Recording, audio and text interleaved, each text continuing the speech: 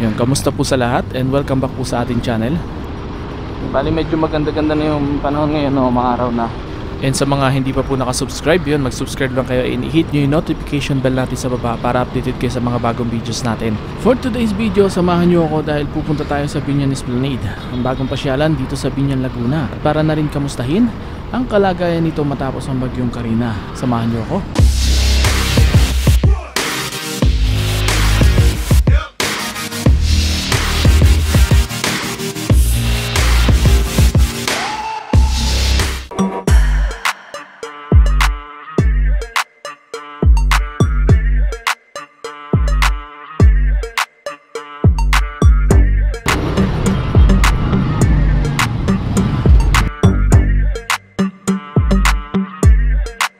So nandito tayo sa Barangay Landayan and dadaan tayo dun sa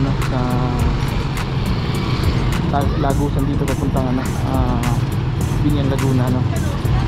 Nandun tayo pupunta sa magandang view ng lawa sa Biñan Esplanade, no.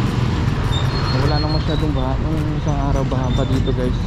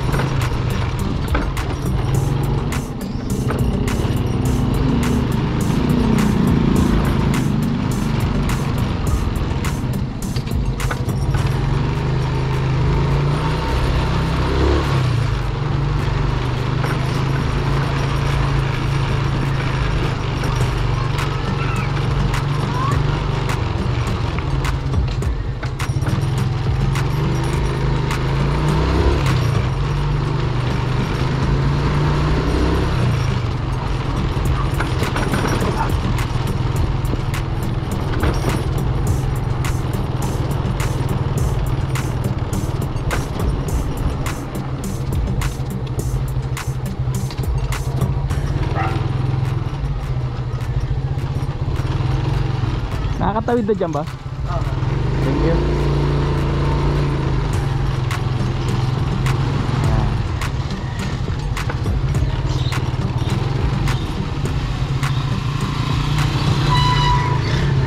Nakakatawid na raw. So dahil kakatapos na ng bagyo, mukhang baha pa dito sa dadaanan natin, no? So kailangan natin tumawid din sa gilid para makatawid tayo dito sa medyo malalim na parte ng kalsada.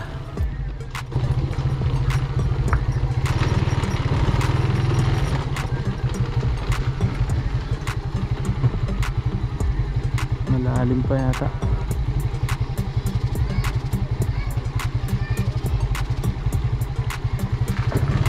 Malalim.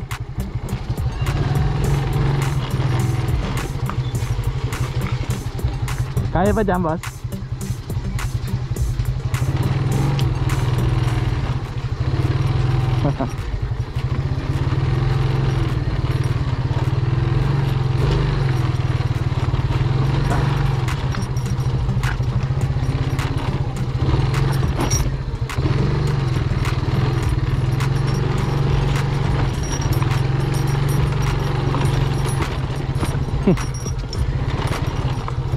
Lalim pa eh.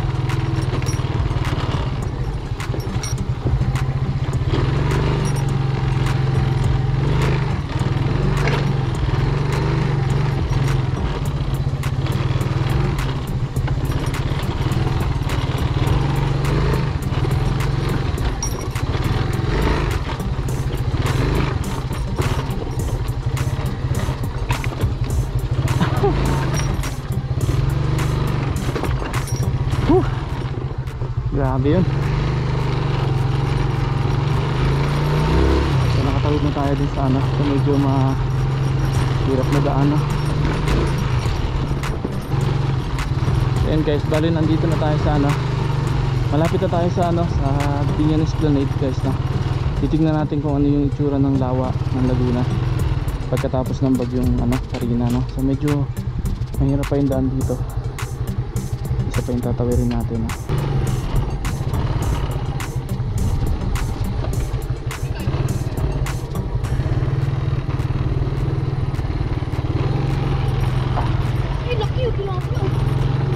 Isda, no? Ay, medyo baha pa dito sa part na to guys. Taas pa yung tubig.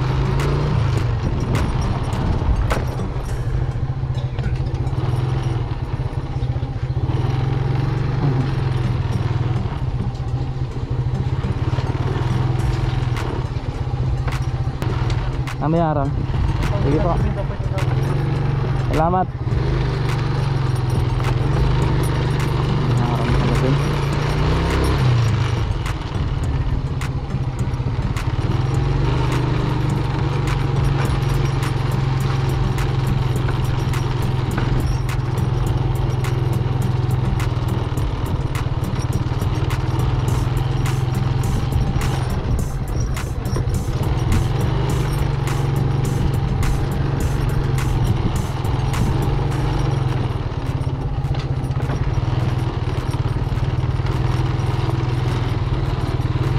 Walang masyadong tao. Walang tao ngayon guys.